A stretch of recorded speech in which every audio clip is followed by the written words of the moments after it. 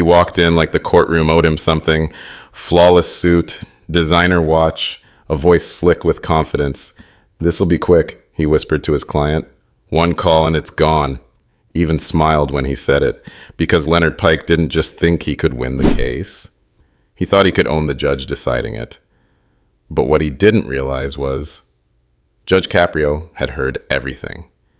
And what happened next? It wasn't loud, it wasn't dramatic, it was something far more permanent. Because when a lawyer threatens a judge in open court, the law doesn't bend. It remembers. Before we show you the moment this courtroom froze, drop a comment telling us where in the world you're watching from, and if you believe justice should never be for sale. Make sure you're subscribed with the bell turned on. Now, let's get into it. He walked into the courtroom like he owned it. Navy suit tailored sharp enough to cut glass, a watch that caught the fluorescent lights and threw them back like tiny diamonds. Leonard Pike carried his briefcase with the kind of casual confidence reserved for men who've never been told no by anyone who mattered. Behind him shuffled Daniel Corbett, mid-50s, wearing a suit that might have been gray once, but now looked closer to faded charcoal. His tie sat crooked, his shoes were scuffed. Everything about Corbett screamed exhaustion, like a man who'd worked hard his whole life and was now running on fumes. But no one was looking at Corbett. The gallery's eyes tracked Pike as he placed his briefcase on the defense table with a snap, the brass clasp gleaming. He didn't wait to be acknowledged. "Good morning, Your Honor," Pike said. Tone smooth, measured, just shy of smug. Judge Frank Caprio glanced up from the file, raising his eyebrows slightly. The morning sun spilled through the tall windows of Providence Municipal Court, washing the chamber in pale light. On the wooden benches, people shifted with their summons slips, whispering in anxious tones. For most, it was routine: parking tickets, expired registrations, small violations that carried more embarrassment than danger. "Good morning, Mr. Corbett," Caprio said evenly. "Good morning, counsel." Pike's smile widened just a fraction. "We'll try to keep this brief, Judge." He said it like they were peers catching up over drinks. Whispers passed through the gallery like static. Someone near the back muttered, "That's Pike, the lawyer the landlords use. The one with connections downtown." Two tenants from Corbett's building sat quietly in the audience. An older man with a cane, a young mother bouncing a restless toddler on her lap. They watched with wary eyes. Caprio flipped through the file, his fingers pausing on a series of citations and photos.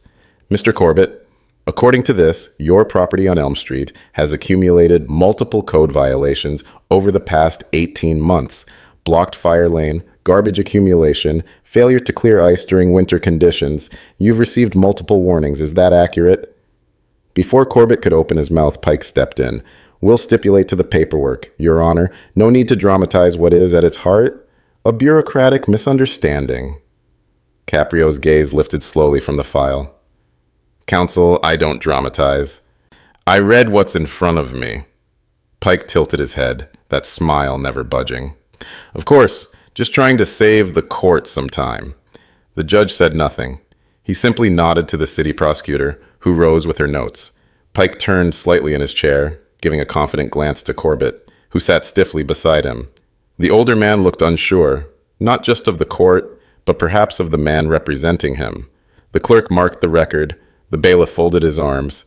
The first real tension of the morning began to gather like a quiet fog. The city prosecutor adjusted her glasses. "Your Honor, the city is presenting 6 separate municipal citations against Mr. Corbett, owner of 174 Elm Street, 3 violations for obstruction of a designated fire lane, 1 for failure to remove ice following a winter storm, and 2 for garbage accumulation along a shared entryway, all tied to public safety concerns, with photographic documentation and resident complaints submitted over 14 months. She moved to submit the documents. Leonard Pike rose with a chuckle, controlled, almost rehearsed.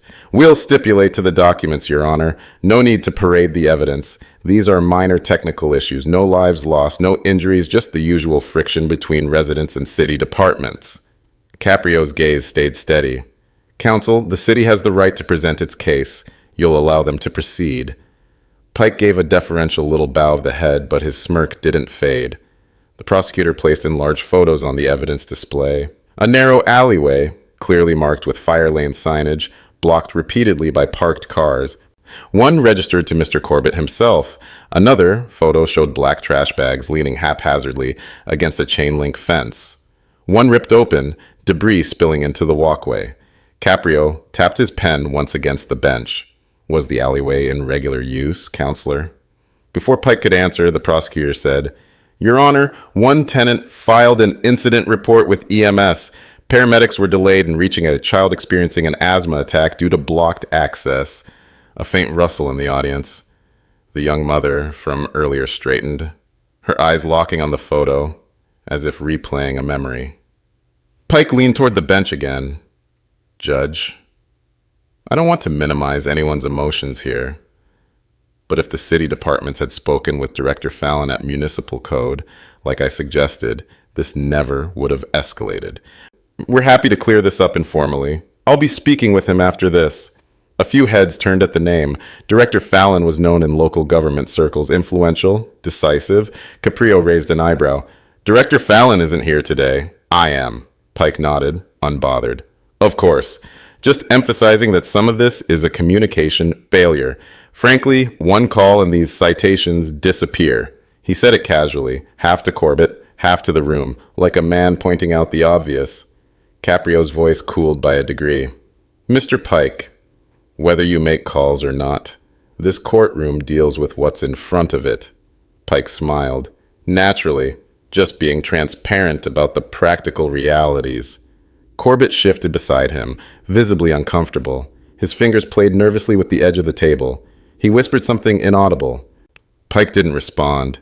His eyes stayed fixed on the judge, cool, confident, completely in control. The proceedings moved forward, the city ready to bring forth its first witness. But something had changed in the room. A new undercurrent ran through it, one not listed in the case file.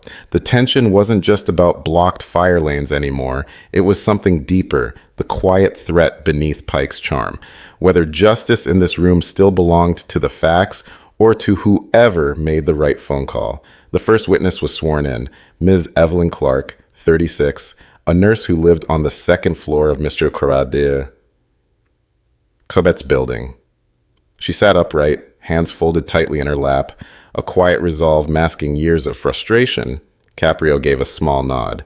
Ms. Clark, you've filed complaints regarding the property at 174 Elm. Yes, Your Honor. Her voice was soft. I've lived there 6 years. Things used to be better, but last winter. She paused, her voice faltering. My son had an asthma attack. It was snowing. I called 911. Caprio leaned forward. Go on. They couldn't get the ambulance through the back lane. Cars were parked in it again. I think one was Mr. Corbett's. The medics had to park at the front and run in carrying the stretcher through snow. She took a shaky breath. My son was turning blue. They barely made it in time. The courtroom held still. Pike stood slowly, his face smooth with professional courtesy. Ms. Clark, first off, I'm glad your son is okay. But just for the record, you're certain this happened on a day the fire lane was blocked? Yes. No doubt? No. He tilted his head. And it was definitely a medical emergency. Not something that could have been handled differently. Her brow furrowed. He couldn't breathe. Of course. Pike nodded sympathetically. And yet, your son made a full recovery? A faint collective shift in the gallery. A line being approached. Caprio said nothing. He simply watched. Pike returned to his table, murmuring, No further questions. The prosecutor glanced at her notes. Your Honor, I'd like to call one more witness, Mr. Raymond Torres. An older man with a cane rose slowly from the gallery, his movements stiff and deliberate. He made his way to the witness stand, each step of visible effort. Once sworn in, he settled into the chair with a quiet grunt. Caprio nodded to him.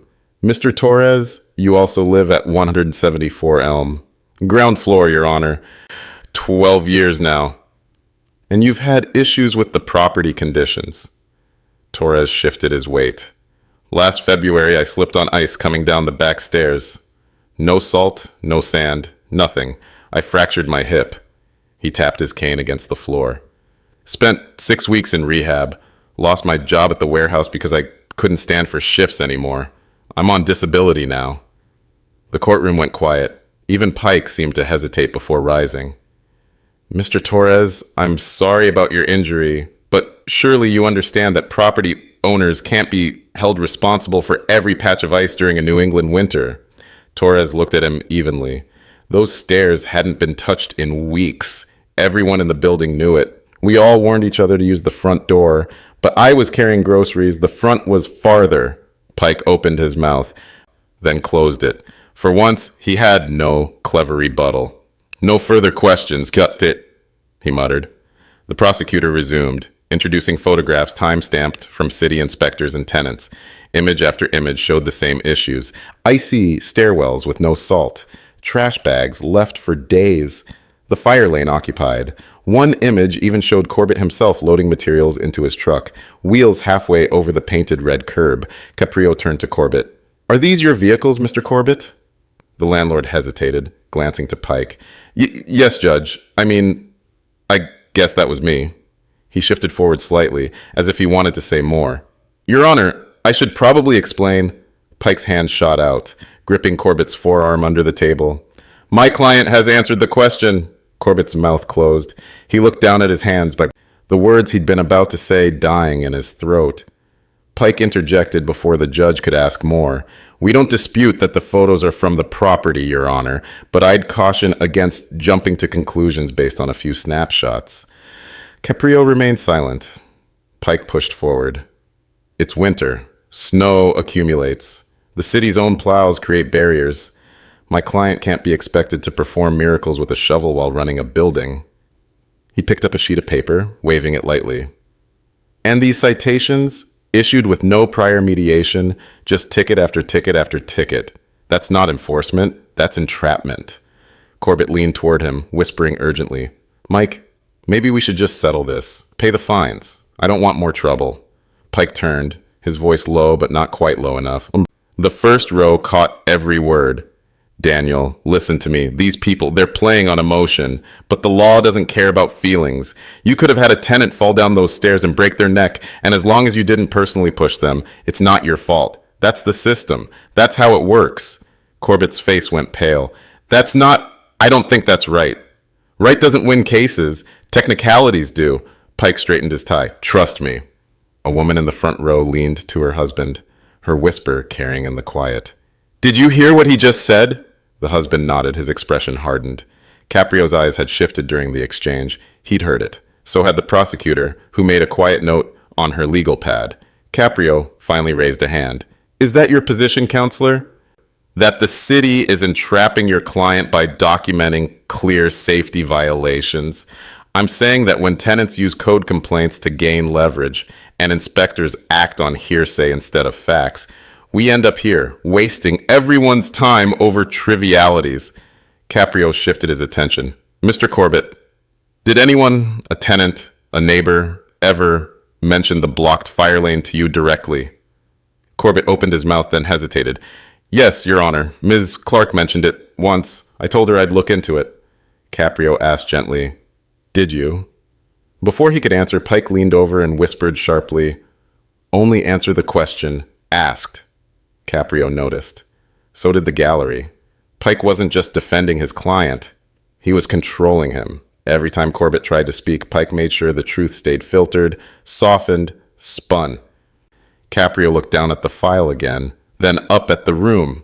There were facts, and then there was the story Leonard Pike was trying to tell. They were not the same thing. Caprio tapped his pen lightly against the bench. His tone remained at a level, but the directness had sharpened. Mr. Corbett, how many warnings did you receive before these citations were formally issued? Corbett glanced at Pike, but Caprio added, You may answer on your own. Corbett cleared his throat. 3, maybe 4, Your Honor. Letters. One time, someone from the city left a door hanger. Pike stepped forward quickly. Your Honor, we contest the validity of those notices. Many were improperly served or lacked sufficient documentation. Caprio nodded slowly. You're welcome to raise that on appeal. Here, we're looking at the documented history of non-compliance and public safety impact. Pike let out a short, dismissive breath. And with respect, Your Honor, that history is subjective. This is a code enforcement case, a civil matter, fines and warnings, not exactly high crime. He gestured around the courtroom as if seeking support, dragging landlords in like criminals while city services are stretched thin. What message does that send, especially to owners just trying to stay afloat? Caprio leaned back slightly. It sends the message that laws apply equally, Mr. Pike, and that when public safety is involved, just trying isn't enough. That was the moment Pike's mask started to shift. He smiled thinly. Noble words, Judge, but we both know how this works. A little political pressure. A few headlines about holding landlords accountable. It's good optics. And let's be honest, your Honor's Court has become quite the viral darling lately. A flicker of murmurs from the gallery. The clerk stopped typing. Even the bailiff turned his head. Caprio didn't blink. Do you have a legal argument, Mr. Pike, or just a series of insinuations? Pike stepped closer to the bench. His voice lowered, but the volume was just loud enough to reach the first few rows. I've had dinner with the people who sign your checks. One call, and you're finished. Think carefully about how far you want to push this. The room froze. It wasn't just silence. It was the kind of held breath that comes before something shatters. The clerk's fingers hovered over her keyboard, motionless. The bailiff's hand had moved instinctively toward his belt, then stopped, unsure. In the gallery, Evelyn Clark's mouth had fallen open. Raymond Torres gripped his cane tighter, knuckles white. Corbett looked like he wanted to disappear into his chair. His face had gone from pale to gray, his eyes darting between Pike and the judge, as if watching a car crash in slow motion. One of the younger spectators, a man in his 20s, leaned forward, whispering to his girlfriend. Did that lawyer just threaten a judge in court? She nodded, eyes wide. I think he did. Pike seemed to realize, too late, that the words had carried farther than he'd intended. His confident posture wavered for just a second. He glanced at the gallery, saw their faces, saw the horror in his own client's eyes. But he didn't apologize, didn't take it back. Instead, he lifted his chin slightly, as if doubling down on the threat by refusing to acknowledge it as one. Judge Caprio remained quiet for a full 5 seconds. The silence felt surgical, slicing through the noise like a scalpel. Then, slowly, deliberately, he picked up his pen again. Counsel, would you care to repeat that last remark for the record? Pike straightened slightly. Your Honor, I think you may have misinterpreted. Caprio didn't raise his voice. He didn't need to. I heard it clearly, Mr. Pike. And so did everyone in this courtroom. He turned to the clerk. Let the record reflect. Counsel for the defendant has implied that extrajudicial influence could be used to sway this court's decisions. That implication is hereby noted as improper and is categorically rejected. Pike's jaw flexed, but he said nothing. Caprio adjusted his glasses. This courtroom is not a place to trade favors, counsel. And it is not intimidated by dinner guests, phone calls, or expensive suits. The balance shifted. Pike had entered that courtroom thinking it was a stage, and he the star. But now, stripped of pretense, his bravado exposed as threat. It was clear who held the gavel. The courtroom had gone completely still. Even the ambient sounds, the distant coughs, the creak of pews, the soft clack of the clerk's keyboard had ceased. Everyone sat suspended in a breathless silence. Judge Caprio leaned forward slightly, his hands folded atop the bench. Mr. Pike, I'm going to ask you again. For the record, did you say to this court, quote, one call and you're finished? Pike's expression changed almost imperceptibly. His jaw tightened, his posture stiffened. I believe you're mischaracterizing a private comment, Your Honor. I was merely referencing the unfortunate reality that public officials are often vulnerable to misinterpretation, complaints, and political retribution. My point, perhaps inartfully made, was that this courtroom, like any, exists within that ecosystem. Caprio didn't flinch. You didn't say that generally. You said it to me. And I want the record to be clear. You implied that my ability to do this job depends on who you know, and that a single phone call from you or someone in your network could bring my judicial career to an end. He paused, not for drama, but for weight. Let me make something clear in return. Justice is not a favor owed to the well-connected. It is not decided by your dinner companions, and it is not for sale. The gallery, tense and unmoving, absorbed every syllable. Caprio turned slightly in his chair and addressed the court reporter. Let the record reflect that the court considers Mr. Pike's statement an attempt to influence proceedings through inappropriate means, and that this court categorically rejects such conduct as incompatible with the integrity of the judicial process. Pike finally looked unsettled. His confident veneer had cracked. Caprio faced him again. You may have dinner with the people who sign paychecks, Mr. Pike, but I swore an oath to serve the people who pay them. That line echoed in the chamber like a gavel strike. Pike attempted a rebuttal, but it came out weaker than before. With all respect, Your Honor, I never intended it as a threat. And yet, intent does not erase implication, nor does familiarity excuse impropriety. Corbett, still seated next to Pike, shifted uncomfortably in his chair. His eyes had widened during the exchange. It was clear he'd begun to realize he wasn't just being represented by an arrogant lawyer, he was being dragged down by one. Caprio adjusted a document on his bench, then addressed both parties. This hearing will continue, but the court will not tolerate further insinuations about external pressure, influence, or retaliation. Do I make myself clear? Yes, Your Honor, Pike said, quieter now. Good. Caprio's tone didn't waver. He wasn't posturing. He was restoring order, brick by brick, in front of a gallery that had just witnessed a test of judicial independence play out in real time. And then, seamlessly but deliberately, Caprio looked down at the docket and resumed. We will now return to the matter of the property violations. As if to say, justice had been threatened, but it would not be paused. Judge Caprio let the moment settle. The heat in the room had cooled, but the residue of Leonard Pike's threat still hung in the air like smoke after a candle's been snuffed. He cleared his throat softly, then turned his gaze toward Daniel Corbett. Mr. Corbett, I'd like to hear from you directly now. Pike immediately began to rise. Your Honor, I'd advise my client. Sit down, counselor. Caprio's voice was calm but firm. Your client has the right to speak freely, and I'm exercising the court's discretion to hear him without interruption. Pike hesitated, then lowered himself slowly into his seat, folding his arms with visible tension. Caprio leaned slightly forward. Mr. Corbett, did you receive notices from the city regarding these violations? Corbett hesitated. His eyes darted toward Pike, then back to the judge. I did, Your Honor. A few. I thought we had more time to respond.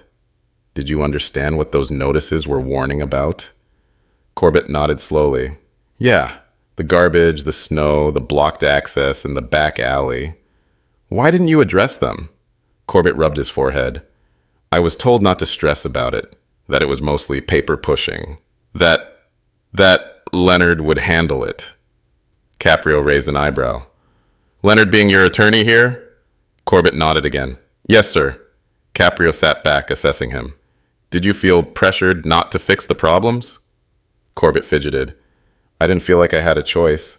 Every time I brought up clearing the alley or hiring someone to salt the stairs, Mr. Pike would say things like, don't spend your own money. I can kill this thing on paper. I guess I believed him. A murmur ran through the gallery. Evelyn Clark, the tenant who'd testified earlier, was watching with a clenched jaw, her arms folded tightly. Caprio addressed her gently. Ms. Clark, did you or other tenants ever get the impression that your complaints weren't being taken seriously? She stood. All the time. We left messages, filed forms, even showed up at the city office. And nothing happened. It felt like someone had us blocked from the inside. Caprio gave her a small nod of thanks, then returned to Corbett. Mr. Corbett, were you ever told that helping your tenants would count against you in court? Corbett's face flushed with quiet shame. He said admitting anything would make me legally liable and that I'd be opening myself up to lawsuits if I fixed things now. So I did nothing. Caprio nodded solemnly. Doing nothing isn't always neutral. Sometimes it's a decision, and sometimes it's the wrong one. Pike, sensing the moment slipping, tried to reassert control. Your Honor, I must protest this line of questioning. My client is not versed in legal nuance. He's being led into statements that may damage his own case. Caprio turned to him, tone steely. You had your chance, Mr. Pike, and instead of offering a defense based in responsibility, you offered threats based in privilege. Your client is now answering my questions of his own free will. He turned again to Corbett. If you could go back, would you have handled this differently? Corbett's voice was low.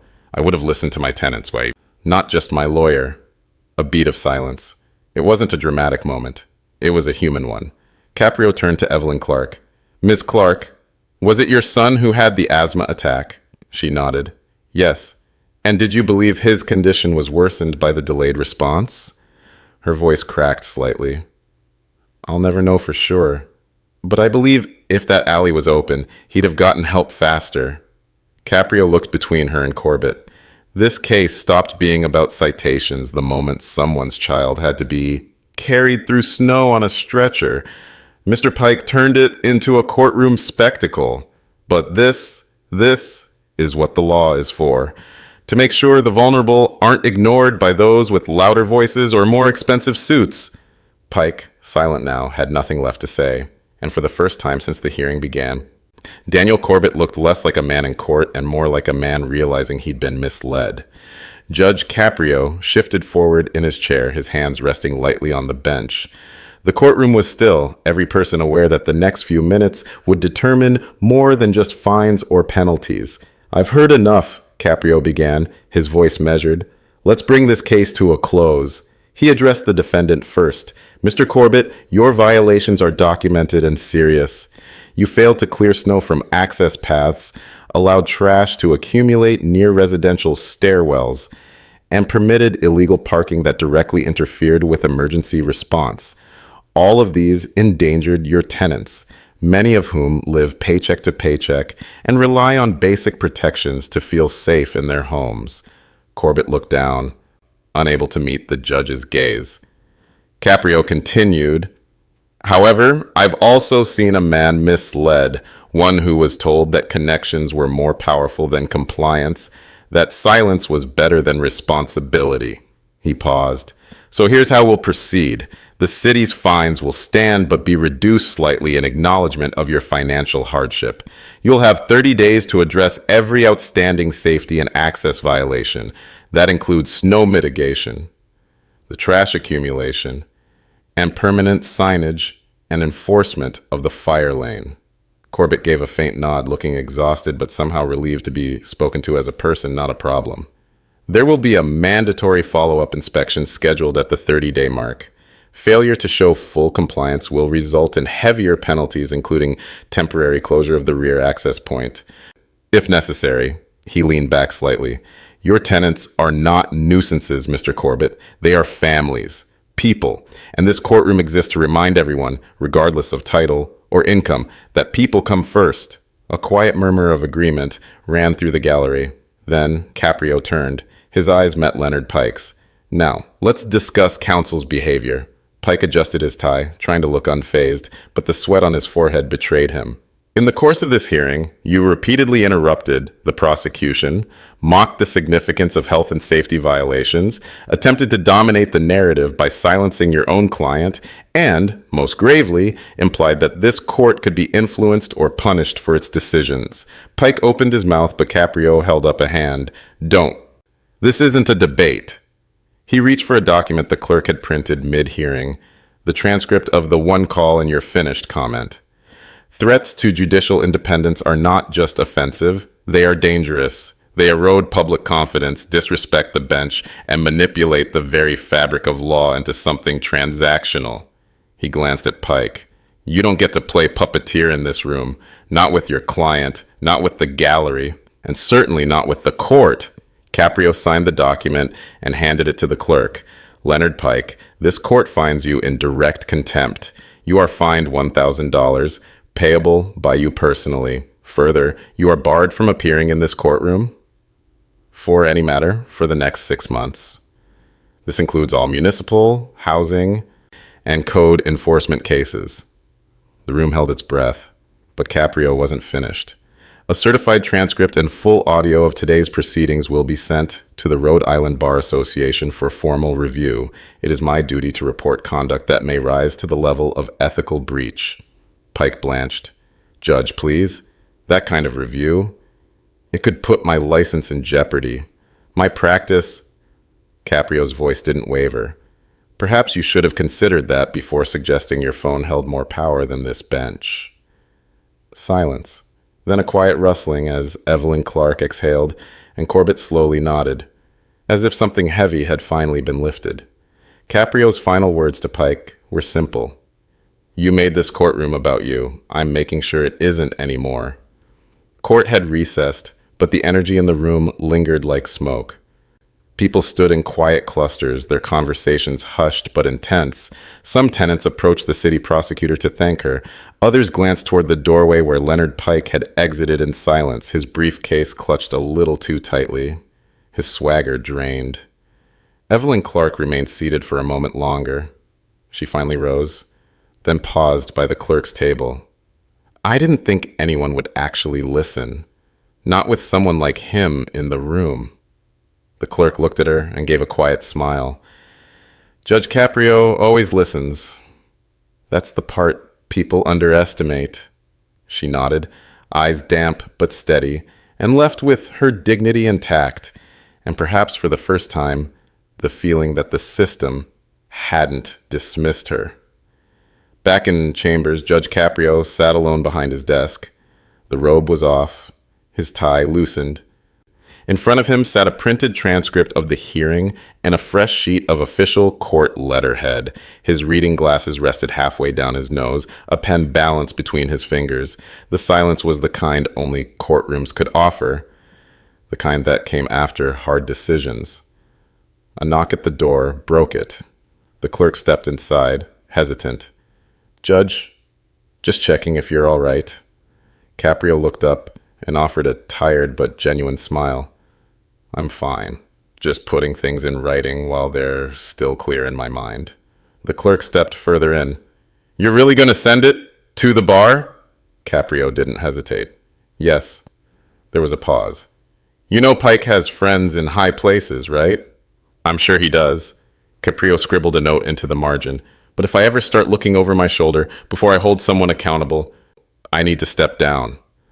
The clerk didn't answer. She just watched him for a moment. Caprio continued writing, crisp, clean lines detailing Pike's behavior in court. The language wasn't emotional. It was formal, precise, the kind of tone that couldn't be dismissed as personal vendetta. He concluded the letter with a brief line. The integrity of the judiciary depends not just on rulings, but on how we respond to challenges against its independence. He signed it with a steady hand. The clerk spoke again, more softly now. You didn't raise your voice once, Judge. Caprio smiled again, a little crooked this time. If I have to yell to assert authority, I don't have any. Just then, the bailiff poked his head in. Judge, you good? Caprio nodded. Yeah. The bailiff hesitated. You know, if you'd wanted, you could have shut Pike down hours ago. I know, but sometimes it's better to let people talk. Eventually, they tell you exactly who they are. The bailiff let out a chuckle. That guy told the whole city. Caprio didn't laugh. He looked down at the envelope in his hand, the letter addressed to the Bar Association, then slid the transcript inside with it. He tried to make the bench look like a seat for sale. That's not something I take lightly. He handed the sealed envelope to the clerk. Send it certified, with the recording. The clerk took it, then paused. You're not worried. Caprio leaned back, gazing at a small frame photograph tucked near the corner of his desk, an old black and white shot of his father in front of their family home. My father told me something when I first became a judge. He said, don't ever forget who that robe is for. It's not for you. It's for the people who think no one's listening. He looked at the closed door of his courtroom, now silent again. He was right. And with that, he reached for the next file in his stack. The next morning, Providence Municipal Court opened like it always did, quietly, with the creak of wooden benches and the low murmur of people waiting their turn. The sound of rustling papers, the gentle hum of fluorescent lights, and the bailiff calling out case numbers filled the room.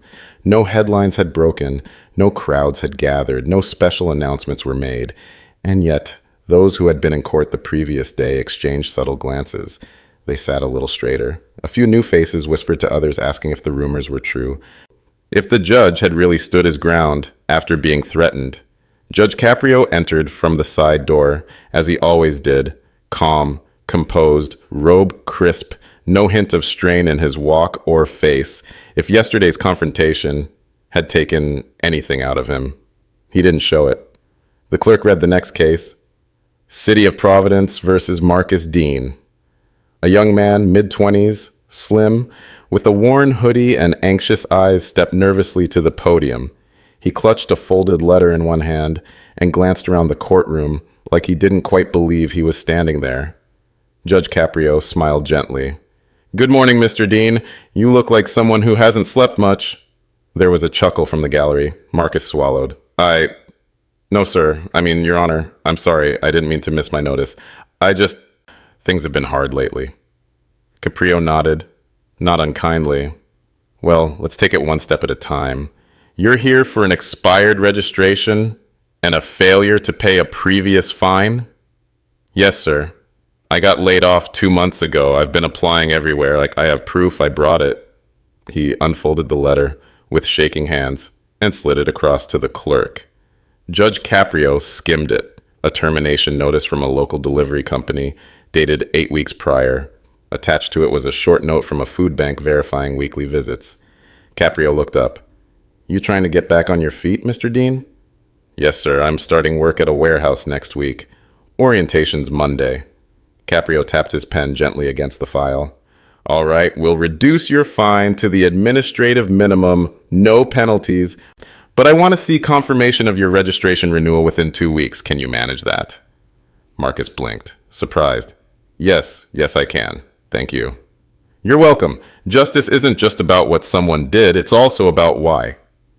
As Marcus stepped away, the quiet whisper returned. A woman in the back row leaned toward her friend. "That's the judge that lawyer tried to threaten yesterday, right?" The friend nodded. "Looks like it didn't work." Judge Caprio didn't react. He was already calling the next case. To the room, it was just another hearing, another file, another person trying to make things right. And that was exactly the point. No matter how loud the threats, no matter how powerful the name-dropping, the courtroom kept going. Case by case, one voice at a time. And the law, as always, stayed rooted in something deeper than fear. Fairness. If a lawyer told a judge, like, one call and you're finished, should they be allowed to keep practicing in that courtroom? Do you believe knowing powerful people should ever matter when someone is standing before a judge? And what would you have done in Judge Caprio's place? Same sanctions, harsher, or more forgiving? Drop your thoughts in the comments. I read as many as I can. If this story reminded you that justice shouldn't be for sale, go ahead and hit that like button. And if you want more stories like this one, grounded, gripping, and built on real emotion, make sure you're subscribed with the bell turned on so you never miss tomorrow's new courtroom story. Share this video with someone who still thinks connections can beat consequences. And while you're here, pick your next case from the videos on your screen. I'll see you tomorrow, same time.